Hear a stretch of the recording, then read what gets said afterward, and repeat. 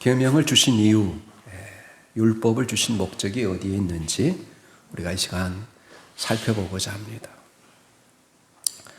모세는 하나님께서 처음 부르셨던 이 떨기나무 불꽃 가운데 자신에게 말씀하셨던 그곳으로 되돌아왔을 때 감개무량했을 것입니다. 그가 그곳에 처음 왔을 때는 한 무리의 양떼가 그를 둘러싸고 있었습니다. 그런데 이제는 200만 명의 사람들이 모세를 둘러싸고 있습니다. 하나님께서 약속을 지키셨으며 이스라엘 백성들을 출애굽시킨다는 그 불가능한 과제를 하나님께서 이루셨습니다. 구약성경에서 여러분 가장 큰 기적 가운데 하나는 바로 홍해 바다가 두 갈래로 갈라지는 거예요. 그것을 이스라엘 백성들이 마른 땅처럼 통과했습니다. 그리고 두 달이 지난 후에 히브리 사람들이, 이스라엘 백성들이 시내산에 도착했습니다. 그들은 거기에 캠프를 쳤습니다. 산 밑에는 일종의 출입 금지 구역으로 하나님이 지정했습니다. 하나님과 이스라엘 백성들을 구별하는 거룩한 경계선을 정하셨습니다. 백성들이 위로 올라보았을 때 그들은 다음과 같은 광경을 보았습니다. 아브라함과 이삭과 야곱에게 나타나셨던 하나님이 친히 백성들에게 율법을 주시고자 강림하시는 장면입니다. 우리가 읽지는 않았지만 출애굽기 19장 16절에서 18절에 보면 하나님이 어떻게 강림하셨는지를 알 수 있습니다. 어떻게 강림하셨습니까? 하나님께서 우레와 번개와 함께 임하셨어요. 이것은 이스라엘 백성들에게 경계심과 경외심과 두려움을 주시기 위한 것입니다. 그리고 하나님이 나팔 소리와 함께 임하였어요. 여러분, 저는 설교를 통해서 늘 강조하는 것이 뭐냐면 구약의 하나님과 신약의 하나님이 동일하다는 거예요. 우리 주님이 다시 이 땅에 재림하실 때도 나팔 소리와 함께 이 땅에 강림하십니다. 그것이 데살로니가전서 5장에서 뿐만 아니라 계시록 8장에서도 우리 주님이 천사장의 나팔 소리와 함께 이 땅에 강림하실 것을 약속하고 계십니다.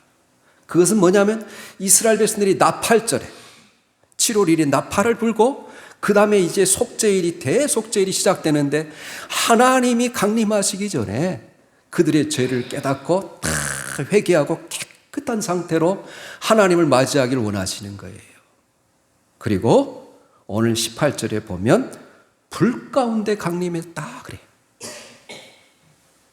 여러분, 불은 뜨거움을 상징합니다. 열정을 상징합니다.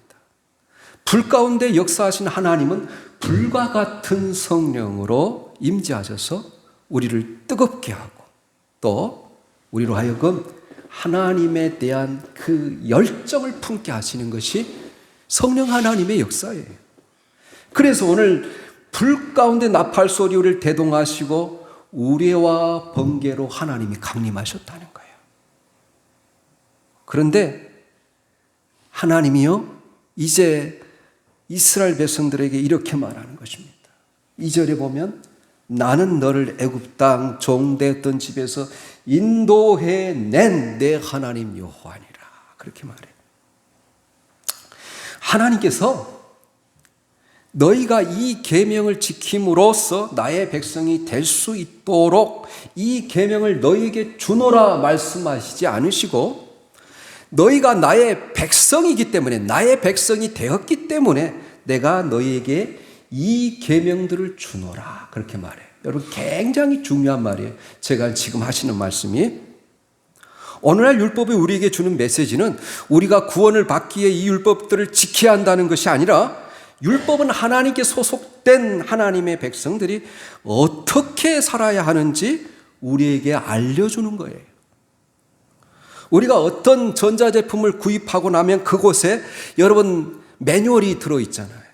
그래서 어떻게 그 전자제품을 사용해야 되는지를 알려주는 것처럼 하나님께서 하나님의 자녀들이 어떻게 살아가는 것이 하나님을 기쁘게 하고 세상에서 그리스도인다운 아름다운 향기를 나타낼 수 있는지를 안내하는 매뉴얼이 십계명이에요. 우리가 이 십계명을 지킬 때 가장 하나님의 자녀답게 살고 그리고 세상 사람들이 가장 아름다운 덕을 나타내며 살 수 있는 인생의 경영 원리이고, 그리고 하나님의 성품이 드러나 있습니다. 이 사실을 알고 있는 것이 매우 중요해요. 왜냐하면 어떤 사람은 구약 성경에서는 하나님께서 율법을 지키도록 명하셨으므로 인간을 구원하려고 하셨으나 인간이 이 법을 지킬 수 없음을 발견하시고 예수 그리스도를 통해서 인간을 구원하시는 더 좋은 방법을 강구하게 됐다는 생각을 가지고 있기 때문입니다. 만약 이러한 생각이 사실이라면 자연스럽게 내려지는 결론은 구약 성경은 율법의 책이고 신약 성경은 은혜의 책이라는 거예요. 우리가 지금은 율법 아래 있지 않고 은혜 아래 있기 때문에 구약 성경은 전혀 상관이 없다고 생각할 수 있어요. 그러한 생각은 성경을 오해하고 있습니다. 성경 전체가 은혜의 책입니다. 하나님께서 성경 전체가 처음부터 끝까지 아우르고 있는 한 가지 계획을 가지고 계시는데, 그 계획은 여러분 서로 일치하는 거예요. 구원에 대한 계획. 하나님께서 죄악이 세상에 등장했던 바로 그날, 창세기 3장의 아담과 하와가 선악과를 따먹은 그날, 하나님께서 여인의 후손을 통해서 인류를 구원하시고자 하는 계획이 있음을 이야기하세요. 하나님께서는 언제나 은혜와 믿음을 통해서 자기 백성들을 구원하셨습니다. 여러분, 우리가 지금까지 창세기를 보았고 지금 출애굽기를 보고 있는데, 하나님께서 아브라함과 이삭과 야곱에게 나타나셔서 그들이 완벽한 사람이기 때문에 하나님께서 그들을 구원하신 것이 아니라, 그들은 우리와 똑같은 평범한 사람이어서 실수도 많고 여러분 성숙하지 못한 미성숙한 그런 모습을 보임에도 불구하고 하나님께서 나타나셔서 그들을 하나님의 자녀답게 만들어가는 거예요. 그래서 율법은 특히 하나님의 은혜를 경험하여 하나님의 백성된 사람들에게 주어진 것이라는 거예요. 바로 이런 이유 때문에 율법은 오늘날 우리에게도 동일한 메시지를 지니고 있다는 거예요. 여러분, 신약 성경은 죄를 하나님의 영광에 이르지 못한 것이라고 정의합니다. 또는 우리가 하나님의 법을, 불법을 행하는 것을 죄라고 이야기해요. 로마서 3장 23절 24절에 이렇게 말합니다. 모든 사람이 죄를 범하였으며 하나님의 영광에 이르지 못하였더니 그리스도 예수 안에 있는 속량으로 말미암아, 그리스도 예수께서 우리의 죄값을 대신 치르심으로 말미암아 하나님의 은혜로 값없이 의롭다 하심을 얻은 자 되었느니라. 그렇게 말해요. 여러분, 죄를 짓는 자마다 불법을 행하나니 죄는 불법이라. 요한일서 3장 4절에 그렇게 말합니다. 이 두 가지 진리를 하나로 묶으면 흥미로운 사실을 발견할 수 있습니다. 만일 제가 하나님의 영광에 이르지 못한 것이며 동시에 율법을 어기는 것이라면 율법이 하나님의 영광의 한 표현이라고 합리적으로 결론을 내릴 수 있습니다. 10계명의 각 계명은 최고의 인생의 경영 원칙이고 하나님의 성품을 반영하고 계십니다. 우리가 이 10계명을 잘 지키기만 하면 가장 하나님이 기뻐하시는 자녀가 될 수 있고 그리스도인 나온 삶을 살 수 있어요. 그래서 우리 주님은 이 10계명을 어떻게 요약합니까? 우리 주님이 요약하신 이 10계명을 한번 다시 한번 읽어보겠습니다. 마태복음 22장 37절에서 40절 말씀이에요. 마태복음 22장 37절에서 40절까지 우리 같이 띄워주시면 읽겠습니다. 같이 읽습니다. 시작. 예수께서 이르시되 내 마음을 다하고 목숨을 다하고 뜻을 다하여 주 너희 하나님을 사랑하라 하셨으니 이것이 크고 첫째 되는 계명이요 둘째도 그와 같으니 내 이웃을 내 자신과 같이 사랑하라 하셨으니 이 두 계명이 온 율법과 선지자의 강령이니라. 그래요. 그래서 주님은 이 10계명을 간단하게 뭐라고 이야기해? 하나님 사랑, 이웃 사랑 이렇게 요약을 합니다. 우리가 여러분 참으로 하나님을 마음을 다하고 뜻을 다하고 힘을 다하여 사랑하면 이 계명은 무거운 것이 아니에요. 쉽게 지킬 수 있는 거예요. 여러분, 인간이 인간됨의 본질은, 가장 인간다운 것은 하나님을 사랑하고 이웃을 사랑하는 거예요. 이것은 우리가 살아가는 동안 삶의 지상 목표로 생각하고, 여러분 항상 하나님을 사랑하는 것, 이 1계명을 지키면 모든 계명을 지킬 수 있고, 이 1계명이 가장 중요한 거예요. 어떤 사람들은 교회가 하나님 앞에 예배드리고 찬송드리고 기도하는 곳이어서 불의한 이웃을 돕는 자선단체가 아니냐고 말하는 사람도 있고, 어떤 사람은 이웃을 돌보지 않고 드리는 예배 찬양이 무슨 의미가 있느냐 말하는 사람이 있습니다. 이 하나님 사랑과 이웃 사랑이 어느 한쪽에 치우친 이러한 생각들은 타당하지 않다고 생각합니다. 여러분, 우리 장로교도 여러 파가 있는데, 기독교 장로교, 여러분 기감은, 기독교 장로교는 한신쪽 신학교로 말하면 사회구원, 이웃사랑에 치우쳐져 있습니다. 총신도 합동 측은 하나님 사랑에 치우쳐져 있어요. 우리 통합 측은 이 하나님 사랑과 이웃 사랑을 균형을 맞추는 것. 그래서 모든 생각이 통합에 있어요. 균형을 이루는 것이 굉장히 중요해요. 모든 생각과 사고가, 우리가 하나님의 말씀을 보는 관점도 균형을 이루는 것이 중요합니다. 10계명은 모든 율법의 기초예요. 가장 기본이 되는 법이에요. 헌법과 같은 거예요. 여기에 근거를 두고 의식법, 즉 종교의식을 어떻게 하나님 앞에 예배 드릴 것인가를 자세하게 규정하고 있습니다. 그리고 이 10계명을 근거로 해서 사회생활을 어떻게 해야 될 것인지 시민법이 규정되어 있어요. 그래서 오늘 여러분 출애굽기 20장 1절부터 17절까지는 10계명을, 가장 기본이 되는 도덕법을 기록하고 있고, 그리고 출애굽기 20장 22절에서 26절까지는 의식법, 우리가 하나님을 어떻게 예배할 것인지, 그리고 21장, 22장, 23장은 시민법을 기록하고 있어요. 우리가 이웃과 어떤 관계를 맺으며 살아가야 될지. 이스라엘 백성들은 이 3일간을 준비 기간을 거쳐서 시내산 중턱에서 여호와 하나님의 음성을 직접 듣는 순간입니다. 하늘문을 여시고 이스라엘 백성의 깃전에 대고 하나님께서 직접 말씀하시고 계시는 것입니다. 한번 상상해 보십시오. 이 놀라운 장관을.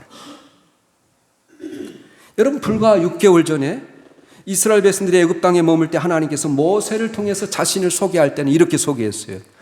아브라함의 하나님, 이삭의 하나님, 야곱의 하나님이라. 그들의 그들이 조상이 경험했던 하나님을 이야기합니다. 이제 10계명을 선포하기 이 시점에서 하나님은 당신을 애굽 땅 종 되었던 집에서 너희를 인도해낸 너희 하나님 여호와라, 이렇게 소개하고 있습니다. 하나님은 출애굽의 하나님이라. 이스라엘 백성들이 자신들을 출애굽시켜 주신 분으로, 자신들을 구원하신 분으로 하나님을 기억하기를 원하고 계시는 거예요. 그래서 그들이 그 구원에 감사하는 마음을 품고 하나님의 계명을 따르고 지킬 수 있기를 원하셨어요. 우리가 부모님을 생각하면서 나에게 삶의 기회를 주신 분이라고 생각하고, 우리가 어떤 내 삶에 영향을 미친 선생님을 생각하면서 내게 공부를 재미있게 붙이게 하신 분이라고 다른 사람에게 소개할 수 있다면 그 사람은 멋진 삶을 살아가는 사람이에요. 우리가 기억해야 할 많은 이 감사의 제목들과 주제들에 대해서 무감각할 때가 많이 있습니다. 여러분, 나의 삶을 이 자리에 있게 하신 하나님, 또 우리의 삶을 풍성하게 만드신 우리 주변의 사람들을, 나를 나답게 만들어 주신 분이라고 기억한다면, 그리고 우리의 삶 전체를 책임져 주신 이 하나님께 나를 오늘날 나를 만드신 분이라고 말할 수 있어야 할 것입니다. 하나님께서는 그 말을 듣고 싶어 하시는 거예요. 하나님께서는 이스라엘 백성들이 그 하나님의 마음을 헤아려 주시기를 원하셨어요. 그래서 하나님께서 나는 너를 애굽 땅 종되었던 집에서 인도해낸 내 하나님 여호와니라 이렇게 소개하는 거예요. 이것은 율법 전체에 대한 머릿말이기도 합니다. 여기에 세 가지 의미가 있어요. 하나님은 그렇게 말할 수 있는 권세가 있으신 분이다. 또 하나는 두 번째, 은혜를 기억하고 즐거운 마음으로 율법에 복종하고 배은망덕하지 말라라는 뜻이 있어요. 또 하나는 여호와의 이름은 스스로 있는 자라는 뜻이. 오직 세상에 살아계신 참 하나님은 여호와 하나님뿐이 없으시고 온 우주의 통치자라는 뜻이 있어요.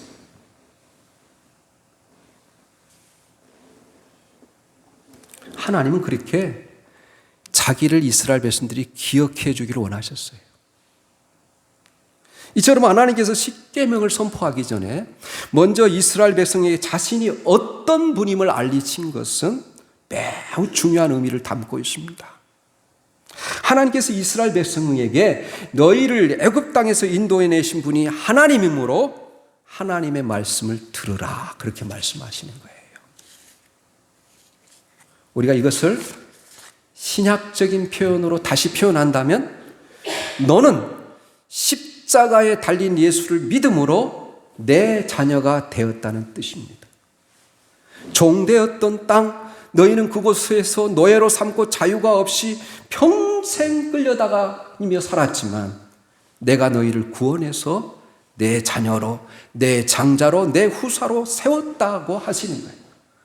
그러므로 이제부터는 네 마음대로 살지 말고 하나님의 말씀에 순종하며 살라 그렇게 말씀하시는 거예요. 오늘날 제 종로로 다던 멸망할 수밖에 없던 영원한 심판과 저주를 받을 수밖에 없었던 우리를 무조건적인 일반적인 은혜를 베푸셔서 죄와 사망에서 구원하시고 당신의 백성으로 삼으신 것, 이것은 여러분 구약의 이스라엘 백성들이 받았던 축복보다 더 크고 놀라운 축복이에요. 왜냐하면 이스라엘 백성들은 이 구원에 대해서 어렴풋이 알았다면 우리는 이 하나님이 어떤 분임을 실제적으로 보여주신 예수 그리스도의 십자가의 그 구속의 은혜와 이 부활의 소망을 가진 자로서 우리가 살아가기 때문에는 더 크고 놀라운 구원의 역사를 받은 사람들입니다. 그러므로 우리 모두가 하나님의 말씀을 지키는 것이 얼마나 어려운지를 생각하기 전에 하나님께서 내게 베푸셨던 이 구원의 크신 은혜를 먼저 기억하기를 원하신다는 거예요. 하나님이 주신 이 계명과 율법을 불평이나 원망이 아니라 무조건 감사와 기쁨으로 순종하기를 원하신다는 거예요. 우리 모두는 그 구원의 큰 은혜를 얻고 알고 깨달아 어떠한 하나님의 말씀으로 기쁨으로 순종할 수 있기를 바라시는 거예요. 우리가 계명을 지켜 하나님을 기쁘시게 하는 마음이 생깁니다. 하나님을 사랑하게 되면. 지킬 수 있는 에너지가 생깁니다. 하나님을 사랑하게 되면. 이런 은혜가 있어지기를 예수님의 이름으로 축복합니다. 3절이에요. 그 다음에 너는 나 외에는 다른 신들을 내게 두지 말라. 영어 성경에는 이렇게 되어 있어요. 너는 내 앞에 다른 신들을 두지 말라. 이렇게 되어 있어요. 여러분, 10계명 중에 첫째 계명으로 그 시대에는 여러분 우리가 지금 창세기를 보면서 알았던 것처럼 지역마다 신들이 있었어요. 다신교. 우리가 그리스 로마 신화에 보면 얼마나 신들이 많습니까? 오늘날 일본에는 여러분 그 신들이 너무 많아서 헤아릴 수 없다고 그래요. 여러분 얼마나 많은 신들이, 그래서 다신교적인 그러한 고대 근동지방의 배경과 그리고 바로 범신론적인 철학 사상이 있었어요. 범신론이란 뭐냐면 인도의 힌두교가 범신론이에요. 모든 만물이 다 신이라는 거예요. 그래서 옛날에 여러분 그 높은 산에 올라가면 큰 바위 밑에도 제사를 드리는 그런 흔적들이 지금도 그런 곳에 가면 그런 흔적들이 있습니다. 영험한 산이라고 해서 여러분 바위를 섬기기도 하고, 여러분 그 마을의 큰 정자나무에서 신을 섬기기도 하고, 이런 고대 근방지방의 이 배경을 가지고 하나님께서 이야기를 하시는 거예요. 이스라엘 백성들은 이 유일하신 하나님에 대한 이 신앙을 잃어버리고 결국은 타락함으로써 결국 멸망에 이르고 맙니다. 제가 여러분들에게 소개해주고 싶은 책 가운데 하나가 여러분 마틴 루터가 쓴 대교리문답이라는 책인데, 제가 지난주에 사서 읽어봤어요. 왜냐하면 이 설교를 하기 위해서. 너무 좋은 책이. 거기에는 십계명에 대한 해석이 있고 사도신경에 대한 해석이 있고, 그 다음에 바로 주기도문이라는 해석이 있고, 그리고 우리 개신교에서 가장 중요하게 생각하는 성례 중에 세례와 성찬에 대한 해석이 있어요. 종교개혁자 마틴 루터가 쓴 책입니다. 여러분, 마틴 루터가 쓴 책들이 많지만 가장 유명하고 놀라운 책이에요. 제가 이 일계명을 마틴 루터가 어떻게 해석했는지 가장 핵심적인 부분만 읽어드리겠습니다. 우리의 마음이 매달려 있고 우리의 모든 것을 지탱하는 대상, 그것이 바로 당신의 신입니다. 우상입니다. 여러분, 무엇에 대한 사로잡혀서 많은 시간들을 보내고 있습니까? 그것이 우상이라는 거예요. 제1계명은 너희 마음을 오직 하나님께만 두라라는 뜻이라는 거예요. 그러므로 이 계명은 우리에게 바른 믿음과 진정한 신뢰를 요청합니다. 다시 말해 무엇이 참되고 유일한 신인지 올바로 판단하여 마음을 오직 그곳에만 두라는 뜻입니다. 그래서 이 계명은 계속 이렇게 외칩니다. 보라, 오직 나만 너희 하나님으로 섬기고 결코 다른 신을 찾지 말라. 즉 내게 필요한 선한 것과 내가 소망하는 것 그 무엇이든지 내게 구하라. 내가 불행과 궁핍 가운데 있을 때 내게 와서 매달리라. 그러면 내가 반드시 풍족히 채워주며 모든 환난에서 도울 것이다. 다만 내 마음을 다른 어떤 것에도 두지 말라. 이렇게 해석했어요. 여러분, 그렇습니다. 하나님의 다른 신들이 존재하다고 믿는 이 다신론이나 하나님을 독립적으로 존재하는 인격적인 분이 아니라 자연의 모든 만물이 곧 하나님이라고 생각하는 이 범신론. 여러분, 사람들이 보이는 것을 쫓아가지 않습니까? 그래서 하나님이 보이지 않기 때문에 사람들은 이 보이는 것을 섬기는 데 빠지는 거예요. 여러분. 그런데 이렇게 많은 신을 섬기는 이유 중에 하나는 이 신적 존재의 비위를 건드리지 않음으로써 재앙을 당하지 않으려고 하는 거예요. 그리고 보다 적극적으로 할 수 있는데 보다 많은 신들을 찾고 힘입어서 풍요와 번영을 누리고 싶은 욕망 때문에 그래요. 이처럼 사단은 인간의 연약함을 틈타 인간으로 하여금 우상 숭배에 빠지게 함으로써 유일신 하나님을 향한 온전하고 참된 신앙에 이르지 못하도록 하는 것입니다. 이것이 가장 사탄의 강력한 유혹이고 사단의 가장 강력한 도구라는 거예요. 그러므로 사랑하는 여러분, 우리는 결코 하나님 아닌 다른 것을 의지하지 마시기를 바랍니다. 하나님의 인간이 섬기는 모든 것은 우상이고 그것은 우리에게 구원이 아닌 멸망을 가져다 줄 뿐입니다.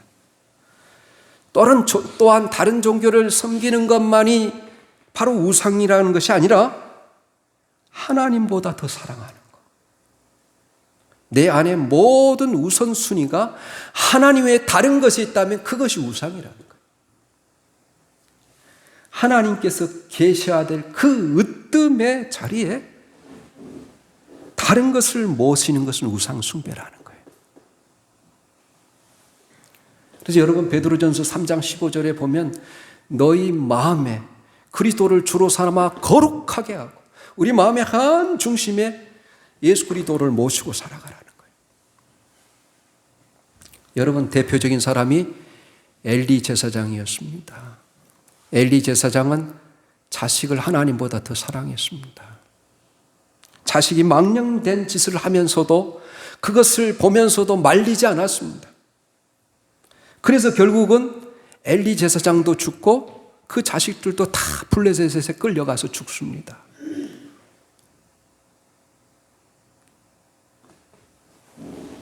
이스라엘의 사울 왕은 자기 이름을 사랑했어요.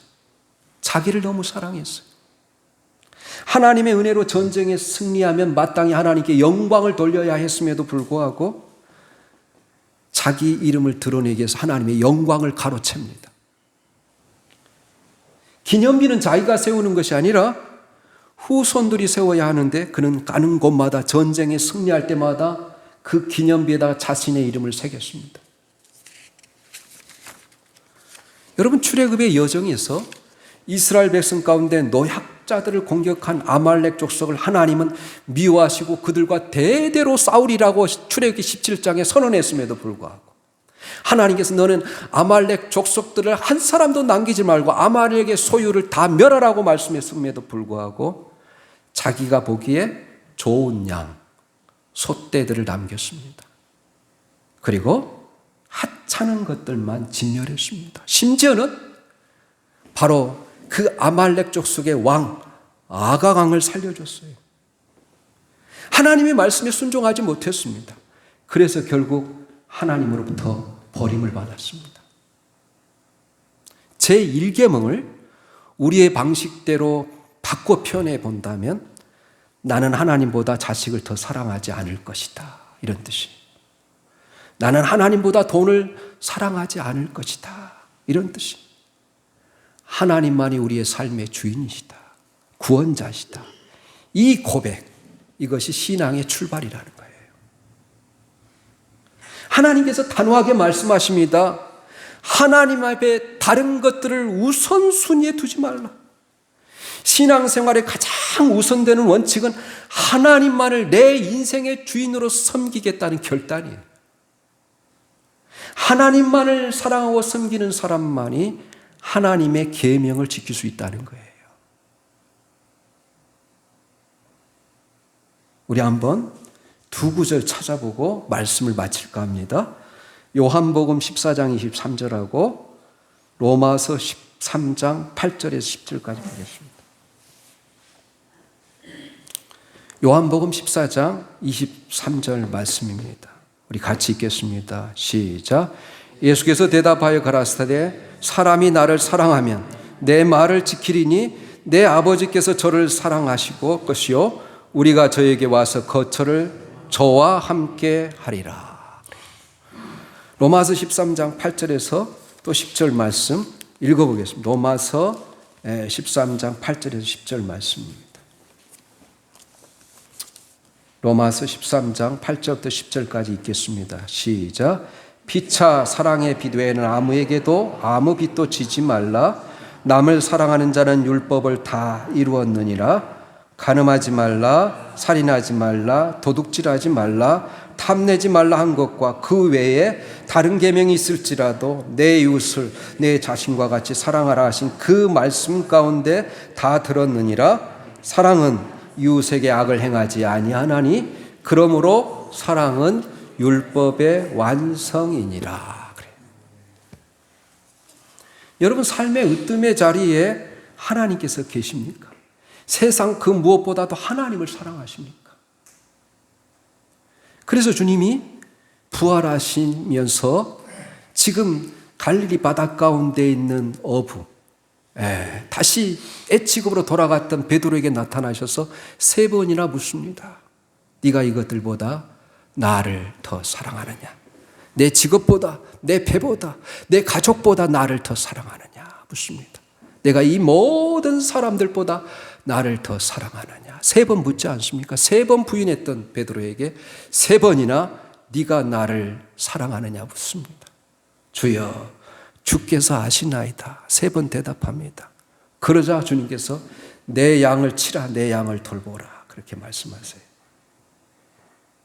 여러분, 우리가 하나님이 원하시는 계명과 율법을 지키려면 뭐가 있으면 된다는 것입니까? 하나님만을 사랑하는 마음이 있으면 된다는 거예요.